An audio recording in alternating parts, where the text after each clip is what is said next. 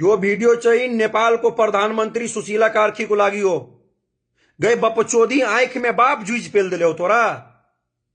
मुसलमान के पवित्र जगह के मस्जिद के तोड़ फाड़ करना, पवित्र कुरान के जलाना।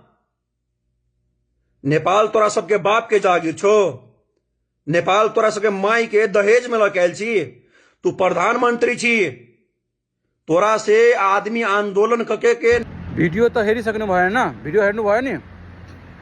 यो जाठा विदेशमा बसेर हाम्रो देशको माननीय प्रधानमन्त्रीज्यू सुशीला कार्कीज्यूलाई गाली गर्दैछ।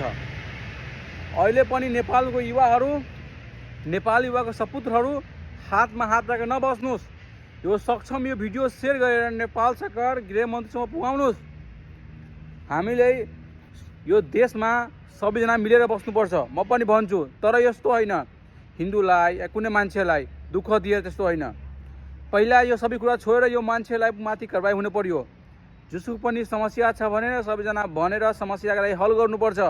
गएर ज्ञापन पत्र बुझाऊ, आफ्नो एरियाको नेतालाई भनाऊ, के गर्नुपर्छ गरौ। तर यस्तो हाम्रो देशको प्रधानमन्त्रीलाई गाली गर्ने कदापि उचित हुँदैन। यसको लागि सम्पूर्ण नेपाली एकजुट भएर भिडियो बनाएर ग्राउन्डमा गएर घरमा गएर हिसाब किताब गर्नुहोस्। जय नेपाल। भिडियो सेयर गर्नुहोस्।